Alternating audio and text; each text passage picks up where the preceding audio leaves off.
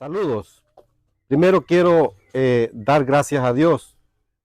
Como ya mencionaba en las redes sociales, quiero dar un anuncio que ya varios conocen y que es importante para nuestro querido Chalate, Chalate Tierra Bendecida.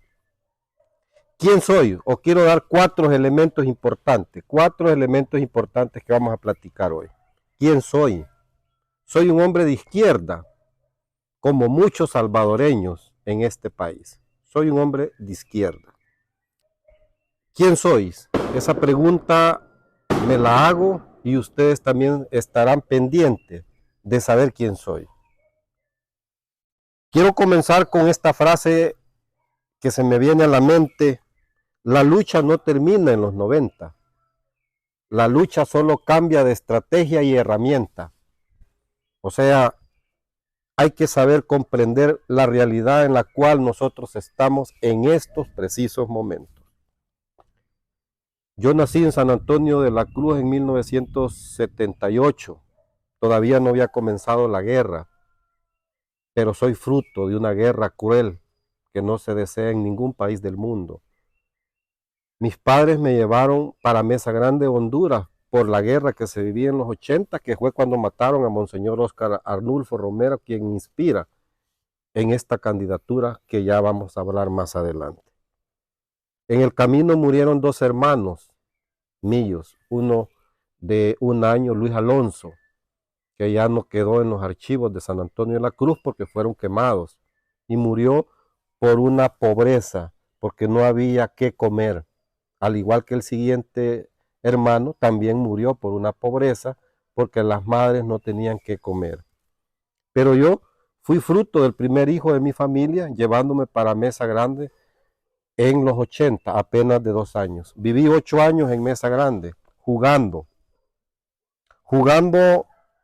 no con carros, lujos, ni teléfono, ni nada, jugando con piedras, jugando con palos, jugando con carretas que hacíamos, comiendo manzanas, compartiendo con los niños algún dulce. Entonces, esos 8 años que vivía allá en Mesa Grande, Honduras, había, aquí le llamamos sirines, algo así. Comíamos, íbamos y nos regalaban leche que llevaban, que se hacía terrón, eso comíamos en Mesa Grande, con una extrema pobreza, que no eran los frijoles, eran las chilipucas, ustedes se han de acordar. Entonces, viví una infancia, una niñez sin poder educarme, porque comencé un estudio allá de primer grado, pero que no valió al llegar a El Salvador. Entonces, 8 años en Mesa Grande. Luego después nos dicen que regresamos a El Salvador. 8 más 2, 10 años. Entonces yo venía de 10 años. Y esos 10 años yo recuerdo que decían, vamos para El Salvador. ¿Qué se imagina un niño hoy en día cuando sus padres le dicen, vamos a salir? Se imagina el paraíso, la playa, un rancho. Pero no, era un zacatal en la que llegamos acá, que comenzaban los palos de caragua a dar fruto y nosotros pensábamos que era eso. Y comíamos la fruta, el copinol, el carago, aquí en Guarjila, en la repoblación que era más abajo, no en esta colonia. Entonces llegué acá, crecí mis otros 2 años todavía en guerra, porque mi papá al lado de mi casa hizo un ataúd para que nosotros nos escondiéramos de la guerra que estaba sucediendo. Y comencé a ir a primer grado con la niña Enma. Con la niña Enma comencé a ir primer grado. Y lo divertido es que nosotros ya nos habíamos acostumbrado a los balazos, a lo que escuchábamos. No salíamos corriendo. Quien salía corriendo primero era la niña Enma, que era la profesora. Pero la entendíamos porque ella veía el peligro. Y nosotros como niños no veíamos tanto el peligro. 8 años. Aquí luego llegando, se me ocurre cuando ya estaba en CCR, formar o hacer o fundar el encuentro en Mesa Grande.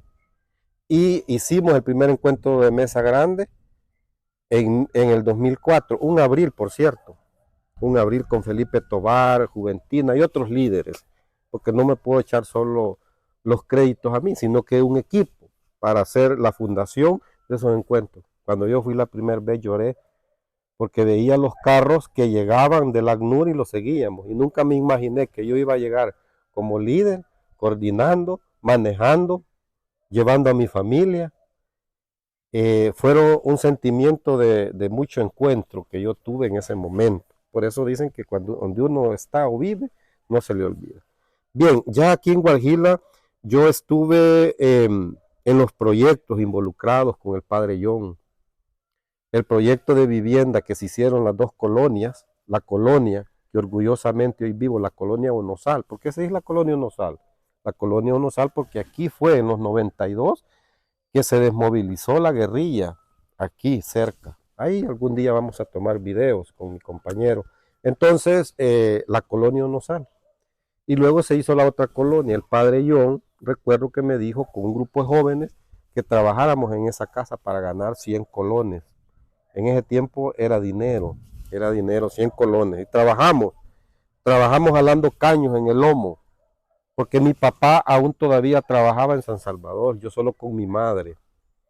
Entonces, en proyectos estratégicos, con el alma, me dolió la partida del padre John, porque también tuve la oportunidad de entrevistarlo y estar con él en la radio Zumpul. Bien, entonces, fíjense que mis estudios, yo estudié hasta sexto grado, no, perdón, hasta quinto grado aquí con los maestros populares, muy orgullosos con el trabajo de los maestros populares. Pero mi papá me sacó por dos razones. Uno, porque quería que me preparara más. Dos, porque quería que viera un sacrificio más. Y tres, porque hacía, pues, en ese tiempo no le ponía mucho interés al estudio también. Entonces yo caminé no en bus de Guajira al Cantón Chiapas, a la escuelita de Chiapas a estudiar de quinto a noveno grado. Las profesoras, niña Emma y las demás y niña Dora se acordarán de que yo tuve una de las mejores notas después de sexto grado para arriba, no bajaba de llevarme el tercer lugar. Bien, entonces ese soy un joven, ya no tan joven, pero de izquierda, y el único partido aquí que representa la izquierda es el FMLN. Entonces voy como candidato propietario por el FMLN, acompañando con mi suplente Mirna Funes. Mirna Funes, también una líder que está trabajando en Arcatao y que ha venido trabajando con la CCR y que ha venido haciendo su lucha. Primer punto, he tratado de resumir ese primer punto. Segundo punto, ¿por qué la decisión? ¿Por qué la decisión de ir a candidateando? Cuando estoy en un trabajo aún todavía y hay riesgos en este país, ¿por qué la decisión? La decisión obedece porque el pueblo chalateco siempre ha sido pobre y excluido, y aún hay promesas aquí en Chalatenango que no se han cumplido, como la Universidad Nacional y otras promesas grandes. El país no le ha respondido bien a Chalatenango. Cuando el Chalatenango tenemos presa, hay riqueza que se va para los otros departamentos, pero en Chalatenango no regresa. Si usted va a San Salvador, tiene que ser 4 o 5 horas para llegar a San Salvador con una trabazón, con el bolsillo, con un estrés, con el bolsillo vacío, con un estrés, con unas calores, porque el pueblo de aquí de Guajira, el pueblo de Chalatenango, no tiene carros con aires acondicionados, tiene carros con aires puro, y el puro a veces en San Salvador es de humo. Entonces, y tengo la capacidad también, o sea, tengo la capacidad para defender derechos y no solo apretar botones, sino ir a discutir lo que realmente beneficia a la población, no solo ir a decir lo que diga el presidente. Puede llevar algunas propuestas buenas, claro que sí, pero no todo lo que dice un líder o un jefe es bueno, también se equivoca. Lo que pasa es que no tenemos el valor de decir dónde se equivoca. Eso es lo que nos tiene atados en estos dorados y difíciles tiempos en El Salvador. Entonces, es por eso que he tomado la decisión y me indigna un punto muy importante aquí en Chalatenango. La gente pobre decide un día, y no la culpo, decide invertir en la Credit Cash. En la Credit Cash, una financiera. Yo no soy jurídico, yo no soy abogado. Lo único que exijo es que le entreguen ya ese dinero al pueblo chalateco. Nadie está hablando que le entreguen ese dinero al pueblo chalateco. Si la gente quería superarse, quería ganar unos pesos para comer por la crisis que tenemos en nuestro país, entonces quería ganarse unos pesos. ¿Y qué hizo la gente? Vender sus gallinas, sacar fiado, vender sus tierras. Eso hizo la gente. Pero la gente no lo hizo por maldad, lo hizo porque quería comer y quería comprar algún doméstico, alguna refri, algo pues que no tiene la pobre gente. Hay miles y yo pido y exijo, como Santiago Serrano y hoy como precandidato, a que se tome en serio y que se devuelva ese dinero a ese pueblo. ¿Por qué? Porque están pagando intereses sin recibir los intereses que se les prometió. Yo no estoy culpando, no soy juez, no soy abogado, repito, solo pido que regrese el dinero de esa gente que realmente ha bajado la productividad. O sea, los organismos de aquí de El Salvador, como la Fiscalía, seamos eficientes, que sean eficientes. Hombre, ¿por qué no dan ya el dinero si ya pasaron varios meses?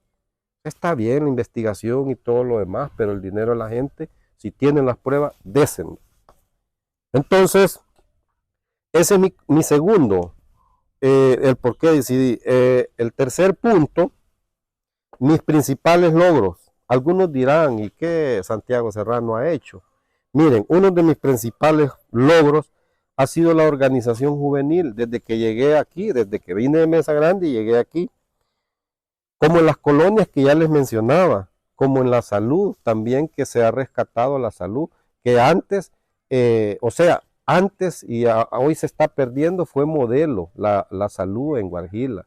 Y yo recuerdo haber visto una ministra que dijo que le iba a poner guarjilización, pero no, desaparecieron los ecos y pues, pero Guarjila tiene un buen establecimiento de salud y tiene un desarrollo gracias a la cooperación que ya vamos a hablar de ese tema que me llama la atención.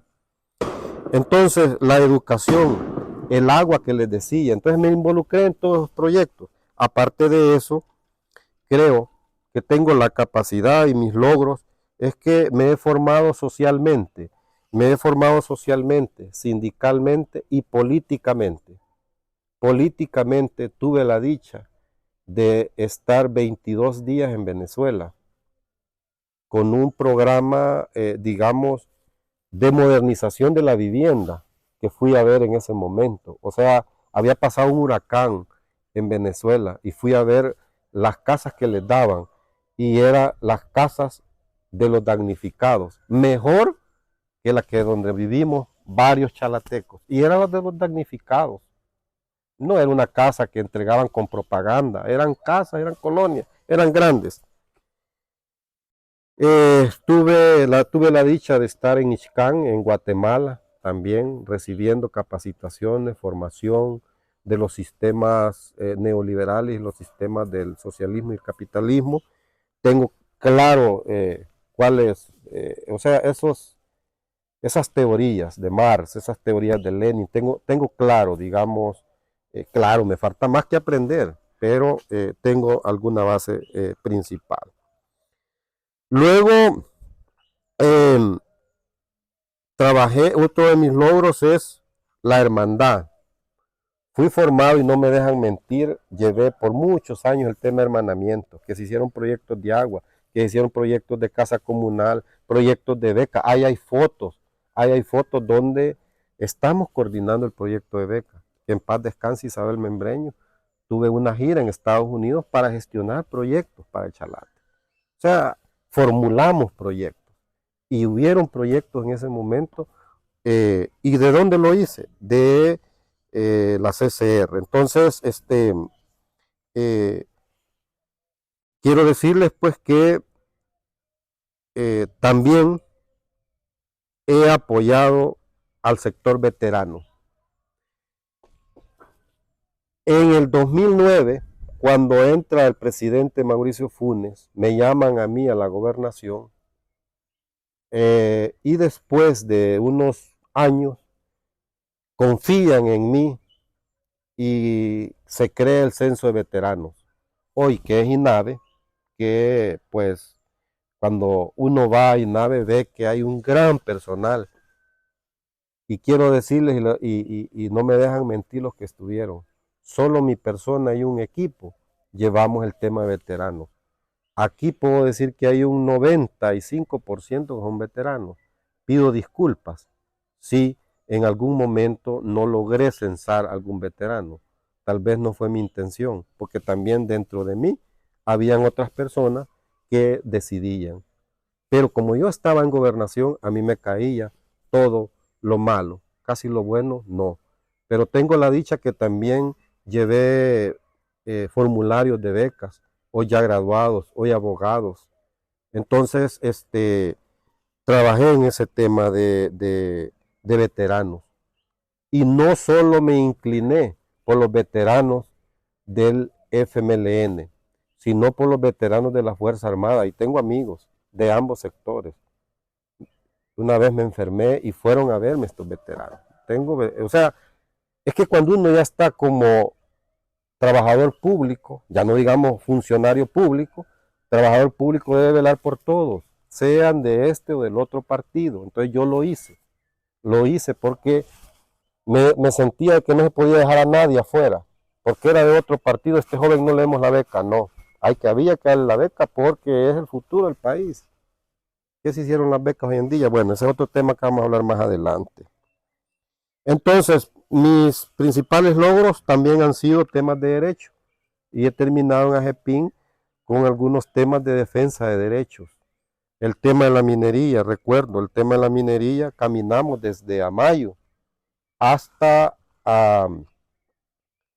hasta San Salvador, el Ministerio de Economía. Estaba Centeno cuando entré a la Asamblea Legislativa a exponer el porqué y detuvimos el proceso de minería aquí en Chalatenango. Lo detuvimos junto a Cabañas. Detuvimos el tema de la minería. Caminamos, dormimos en Apopa. Yo iba ahí caminando con la gente, con el micrófono en la mano, con el megáfono, en un solo carril, caminando. Una peregrinación, perdón. Se unió la iglesia.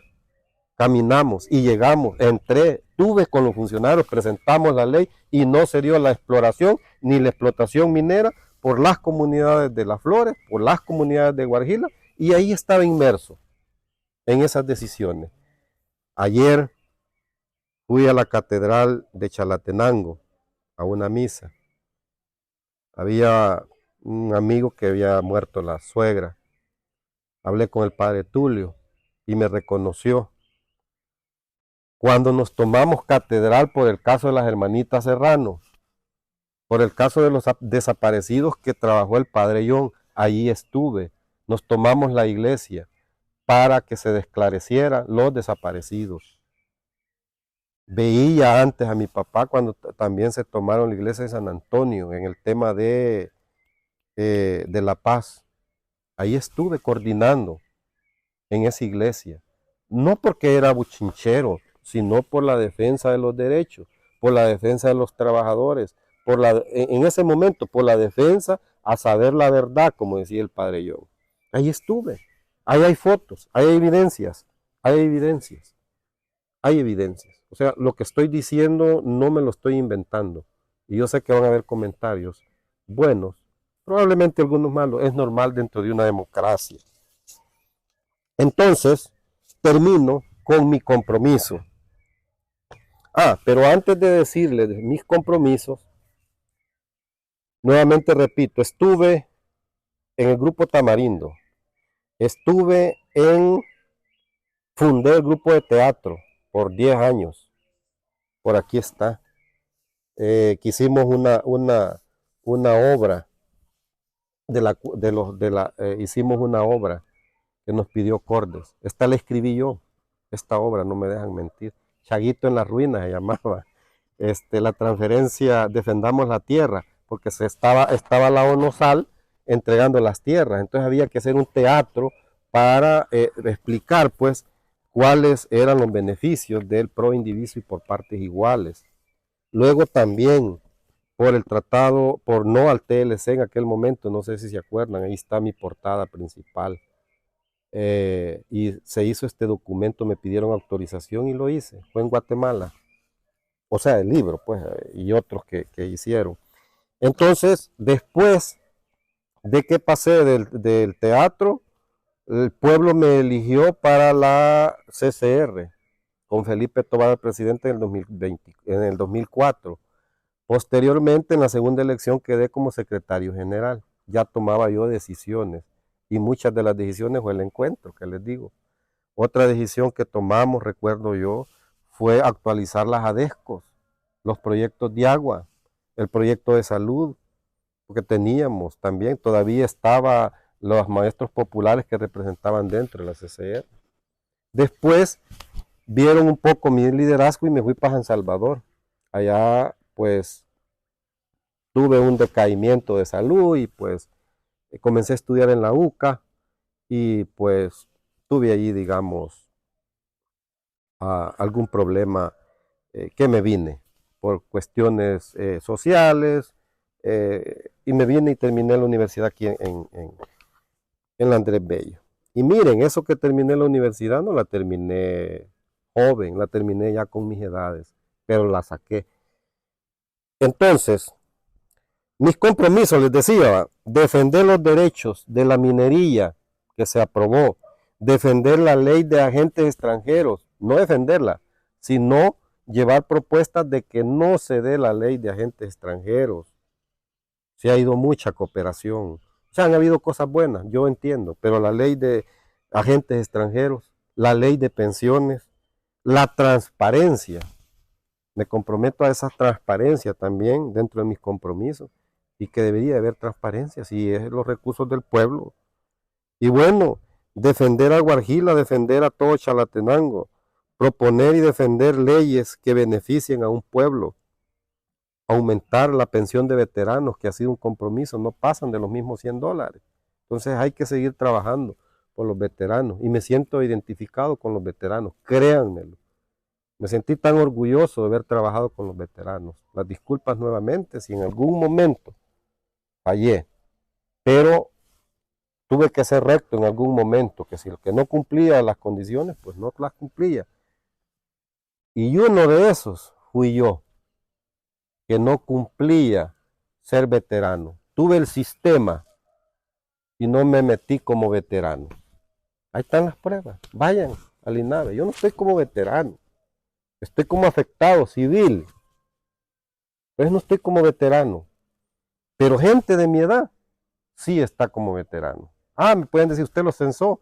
No, lo que pasa es que a mí me daban órdenes también los jefes. O firmaban nomás los documentos como enlace departamental en aquel entonces de veterano, llevando una carga. Una carga que yo, las disculpas que pido es porque se hacían grandes colas como en Credit Cash. Se hacían grandes colas y uno tenía que hacer la orden y que alguien diga, me ofendió. Pido disculpas. Pero fueron, digamos, que uno tiene que ordenar a la gente, porque siempre llegan vivos y se meten. Así somos los salvadoreños. No deberíamos de ser así. Entonces termino diciendo, la lucha no termina en los 90, solo cambia de herramientas y estrategias. Estrategias que debemos de tener para combatir en estos dorados tiempos la crisis del hambre, la crisis que tenemos. No olvidemos la memoria de dónde venimos. Mirna Funes y su servidor Santiago Serrano estará con ustedes si Dios permite. Y si ustedes me dan la confianza en las internas y después en la nacional, pues voy a estar con ustedes sin subir los vidrios al carro, sino con la gente de a pie. Bendiciones y pues que tengan todo este año, pues que sea bendecido y que pronto tengan su dinerito, ojalá se tenga ese dinero de Credit Cash. Y repito la frase, no olvidemos la memoria histórica y no olvidemos de dónde venimos.